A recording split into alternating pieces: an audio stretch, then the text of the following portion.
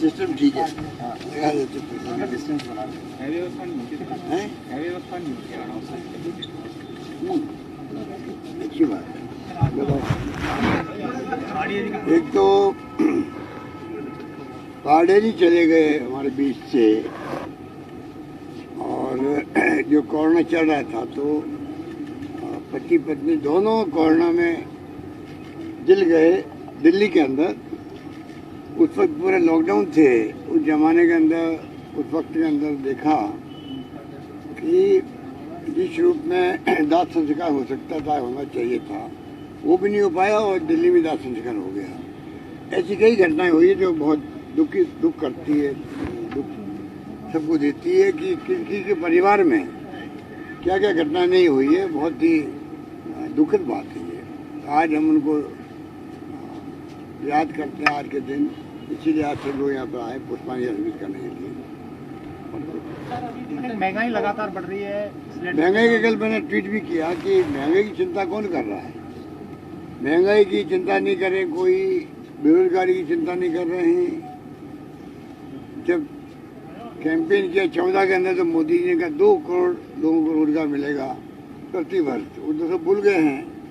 और इसीलिए देश के अंदर जो माहौल बना रखा तनाव का, दंगों का, जिससे कि ध्यान डाइवर्ट रहे, ये बहुत बड़ा आरोप है हमारा उनके ऊपर।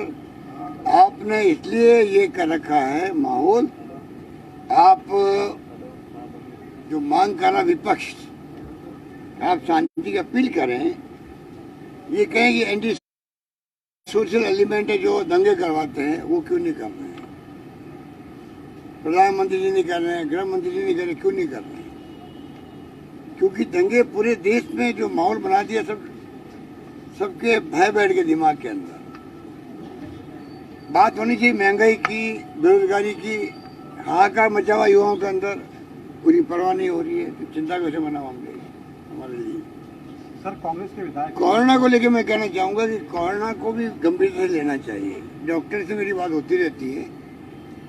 कल रात को मैंने बातचीत करी। दिल्ली में आंकड़े आप देख रहे आते रहते टीवी के अंदर भी, अभी भी जो आंकड़े आ रहे हैं उसमें कई लोगों की मृत्यु हो रही है, नंबर 1। नंबर 2, ऐसी स्थिति है कि आज लंग्स के अंदर जो है,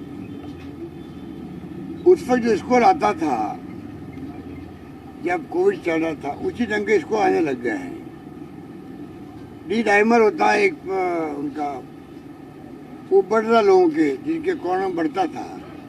परंतु सबसे आश्चर्यजनक बात यह, RT-PCR टेस्ट में नेगेटिव आ रहा है।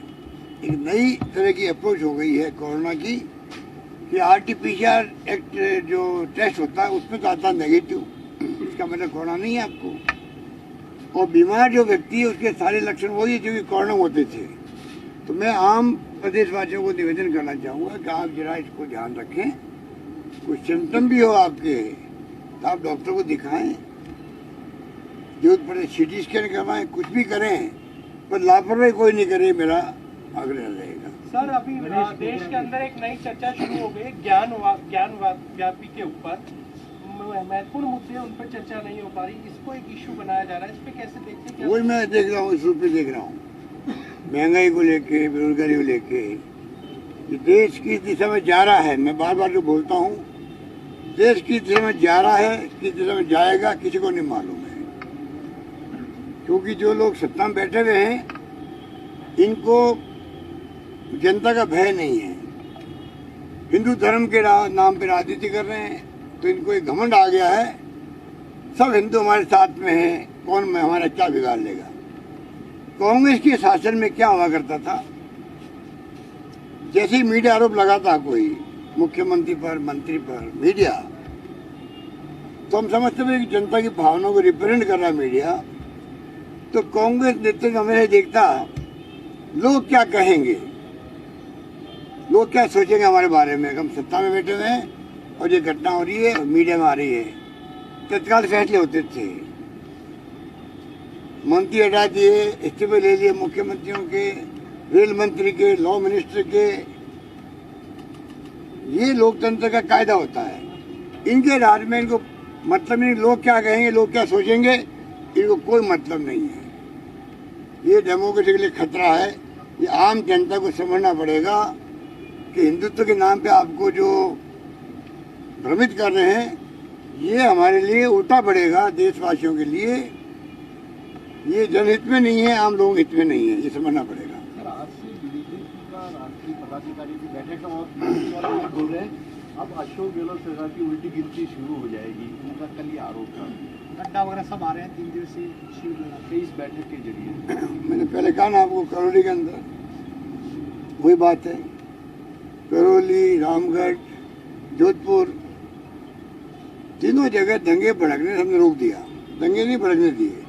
दंगा भड़कना बहुत बड़ी बात होती है। तीनों जगह घटनाएं हुई, पुलिस ने तत्काल कार्रवाई करी, रोक दिया दंगों को, एक कैजुअल्टी नहीं होने दी। आगजनी हुई 1 घंटे का, जो कुछ हुआ करौली में 1 घंटे का वहाँ पे घटना हुई थी। 1 घंटे में दुकानें जला दी गई, क्योंकि योजनाबद्ध तरीके से वो काम हुआ था। बीजेपी के बड़े नेता मुख्य आरोपी वहाँ पर तो 20 दिन तक पूरे देश में करौली चलता रहा, क्योंकि इनकी एजेंडा में है कि प्रदेश में आज चुनाव आ रहे हैं उनको बदनाम कैसे करो, ये इनका एजेंडा है। तो आपको समझना पड़ेगा, जैसे हमारा चिंतन शिविर की घोषणा हुई उदयपुर के अंदर और साथ में इनके चिंतन शिविर आ गए जयपुर के अंदर, इतने घबराए हुए लोग हैं। ये घबराहट का नतीजा है कि आज ये कुनबा इकट्ठा हो रहा है। 20 तारीख से हो रहा है मेरे ख्याल से, आज से हो रहा है। तो ये कुनबा इसलिए इकट्ठा हो रहे थे, घबरा गए हैं। इसलिए आप समझ सकते हो, मुझे लगता है इस बार जनता फैसला करेगी कि कांग्रेस के पक्ष में मतदान करें, दोबारा कांग्रेस को सत्ता में लाए, मुझे लगता है। क्योंकि ऐसे ऐसे काम हमने किए हैं जो पूरे देश में कहीं नहीं है। पूरे देश में अगर स्वास्थ्य की सेवाएं हो, शिक्षा का क्षेत्र हो, जिस प्रकार पानी में, बिजली में, शिक्षा में, स्वास्थ्य में, सड़कों में और सोशल सिक्योरिटी में काम राजस्थान में हो रहा है, मैं समझता हूँ बहुत कम प्रदेश में हो रहा है। और हमारी कई स्कीम ऐसी है जो सिर्फ राजस्थान के अंदर ही लागू हो रही है। किसान का बजट लेके आए हम लोग, हमने घोषणा की, उसके बाद में पहली असेंबली आ गई तमिलनाडु की, उन्होंने लेके आए बजट किसानों का, फिर हमने पेश किया इस बार हमने। तो सब बातें नवाचार हो रहा है, राजस्थान से हो रहा है और मोदी जी को करना पड़ रहा है। आज मैंने पढ़ा है भास्कर के अंदर पत्रिका में कि जो हमारी इंदिरा गांधी शहरी रोजगार योजना है, प्रधानमंत्री जी की आर्थिक सलाहकार समिति ने कल रिकमेंड किया है कि राजस्थान की तरह पूरे देश में लागू होना चाहिए, शहरी रोजगार योजना लागू होनी चाहिए। हमने चिरंजीवी योजना लेके आए हम लोग, आईपीडी ओपीडी सब फ्री, 10 लाख का बीमा, कंट्री में कहीं नहीं है। आखिर प्रधानमंत्री जी को भी करना पड़ेगा उसको पूरे देश के लिए, मेरा मानना है। ओपीएस हमने लागू किए देश के अंदर, पूरे देश के राज्यों के अंदर हलचल मच गई है। सब यहाँ आकर के पूछ के जा रहे हैं, इंक्वायरी कर रहे हैं हमारे चीफ सेक्रेटरी से, हमारे सेक्रेटरी, फाइनेंस सेक्रेटरी से कि भाई ये किस किस प्रकार से आपने किया। अधिकांश योजनाओं की जानकारी हमारे यहाँ से मिल जा रही है, ये स्थिति है। टीआरसीपी को लेकर एक बड़ा मूवमेंट पूरी राजस्थान में खड़ा हो गया और अब एक अभियान मूवमेंट खड़ा होना चाहिए, जनता को आगे आना पड़ेगा दबाव देने के लिए। हमने दबाव देना था, वो दे रहे हैं। प्रधानमंत्री जी को वादा याद दिला रहे हम लोग, वादा किया आपने जयपुर में और आपने अजमेर के अंदर। उनकी सगाई के मंत्री कह रहे, जो पानी के मंत्री है, कि कोई वादा किया ही नहीं, मैं संन्यास ले लूँगा राजनीति से। अब उनके मुंह पे ताला लग गया, वो संन्यास कब लेंगे पता नहीं। स्थिति ये है, ये स्थिति है। सर, गणेश ओबरा जी नाराज चल रहे हैं, इस्तीफा दिया है। उन्होंने कहा कि पट्टों को लेकर मैंने प्रदर्शन करा, मेरे ऊपर ही एफआईआर कर दी गई है, लोकल प्रशासन सुन नहीं रहा है, चिंता व्यक्त करी। उन्होंने कहा मैं जनता का प्रतिनिधि हूं, जनता की बात कर रहा हूँ और आगे भी प्रदर्शन करता रहूंगा अगर मेरी बात नहीं सुनी। देखिए, नौजवान साथी हमारा है, वो भावुक आदमी है और संघर्ष करते रहते हैं अपनी जनता के लिए। उसकी तारीफ करनी चाहिए सभी जगह। जो जनप्रतिनिधि जनता के बीच जाएगा, जैसे राहुल गांधी जी ने कहा था, जनता से कनेक्शन जोड़ो। इसलिए गणेश गोगरा जी ने अगर कोई कदम उठाए हैं जिसमें गए वो पर जन सुनवाई करने के लिए जाना चाहिए, सब विधायकों को, सब कार्यकर्ताओं को जाना चाहिए, क्योंकि हमारा असली काम राजनीति में काम करने वाला यही होता है कि आप जब मौका लगे जनता से मिलें, जन सुनवाई करें और समस्या हल करें, ये तो ठीक है। वहाँ घटना दूसरी हो गई, वहाँ कोई अति उत्साह में किसी को बंद कर दिया, एसडीएम को बंद कर दिया, तो कानून का राज है राजस्थान के अंदर और कानून का राज रहना चाहिए, इसलिए एफआईआर दर्ज हो गई। तो मेरा मानना है कि मैं, आपको याद होगा, मैं बार बार रिपीट कर रहा हूँ, जब दंगों होने की खबरें आ रही थी या तनाव हुआ था हिंदू मुस्लिम के अंदर, तभी मैंने कहा था चाहे कोई जाति का हो, कोई धर्म का हो, कोई वर्ग का हो, कोई राजनीतिक पार्टी का हो, ये कोई कहना कम बात नहीं है कि मैं खुले तौर से कह रहा हूँ, कोई राजनीतिक पार्टी का व्यक्ति होगा, अगर वो दंगे करवाएगा, हिंसा करेगा, तो कानून अपना काम करेगा। अगर ये भावना नहीं होगी तो हम शांति कभी स्थापित नहीं कर सकते। ये स्थिति है। तो गणेश गोगरा जी का मामला इसलिए उनको फील हुआ होगा भाई कि एफआईआर लॉन्च हो गई, तो कार्यकर्ता भी वह थे, मान लीजिए, उनके खिलाफ भी एफआईआर दर्ज हुई होगी। इस रूप में उन्होंने प्रोवोकेशन जो हुआ होगा, उसके कारण इस्तीफा देने का उन्होंने घोषणा की होगी। हम उनको संदेश करेंगे, अच्छे व्यक्ति हैं, नौजवान साथी है, मैं उम्मीद करता हूँ वो सब वहाँ पे नॉर्मल स्थिति बन जाए। बेड़ेश्वर में उन्होंने कहा था गणेश गोगरा ने राहुल जी के सामने कि अगली सरकार अशोक गहलोत की बनेगी और अशोक गहलोत रिपीट करेंगे, भावना व्यक्त की थी, जोश दिख रहा था उनका उस दिन उस सभा के अंदर।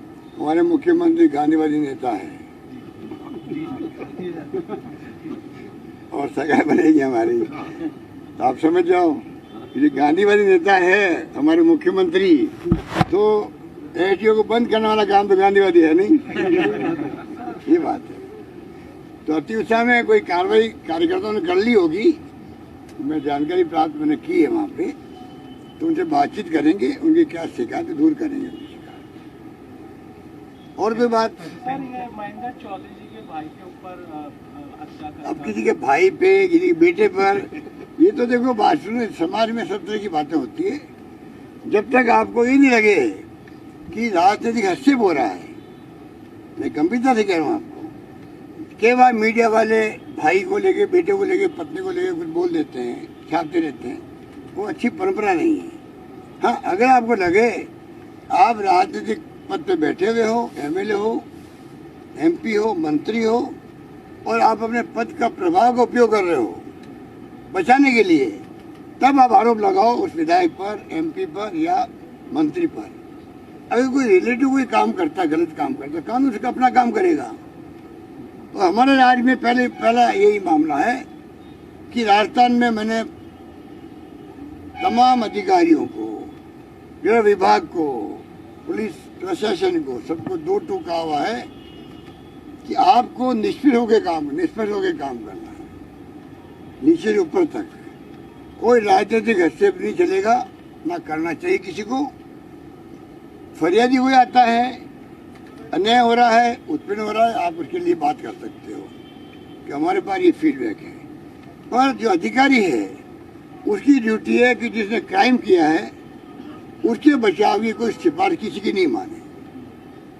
जो पीड़ित पक्ष है उसको न्याय सुनिश्चित करने के लिए बात सुनना उसका फर्ज बनता है, चाहे वो एमएलए हो, एमपी हो या कोई भी मंत्री हो, ये उसका फर्ज बनता है।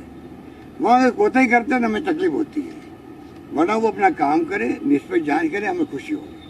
परीक्षा के पर्चे कांस्टेबल से फिर से लीक हुए, आपकी सरकार ने कानून भी बनाया, क्या उनकी पूरे देश के राज्यों में, अभी 20 दिन पहले बिहार में, अभी 5-10 दिन पहले मेरे ख्याल पंजाब में, सब जगह पर्दे आउट हो रहे हैं। ये जो गैंग बन चुकी है देश के अंदर, ये भी उसका परिणाम भी है। जो बेरोजगारी फैल रही है, बेरोजगारी का जो मुद्दा जैसे बना हुआ है, जिसके लिए हम कहते हैं ध्यान डाइवर्ट कर रहे हैं, ये भी उसी का परिणाम है। जो क्राइम हो रहा है, रेप हो रहे हैं, काफ़ी हद तक उसमें भी उसका कारण होता है कि जब आदमी फ्रस्ट्रेशन में आता है, ये क्राइम करता है, नशा पता करता है, क्या क्या नहीं करता है। भारत सरकार हो या राज्य सरकार हो, हम सबकी ड्यूटी बनती है अधिक से अधिक कैसे हम नौकरियां लगाएं बच्चों की, नौजवानों की, छात्रों की, बेरोजगारों की, चाहे सरकारी हो चाहे गैर सरकारी हो, कहीं के रोजगार मिलना चाहिए उनको। नहीं मिलेगा तो क्राइम बढ़ेगा, घटनाएं बढ़ेगी और पेपर लीक की तरह घटनाएं भी गैंग बना के होगी, जो हो रही है। हर राज्य में होने लगी, यूपी में बहुत बड़ी घटना हुई थी, आपको मालूम है। हर राज्य में होने लगे थे, ये बहुत चिंता का विषय है। राजस्थान में हमने कानून भी पास किया है, हम चाहते हैं कि उसको हम लोग सुनिश्चित करेंगे कि यहाँ टाइम पे रोजगार मिले लोगों को। हमने इतने बड़ी संख्या में नौकरियां निकाली है, उसका फायदा तो मिले लोगों को, ये हमारा सोच है। ठीक है।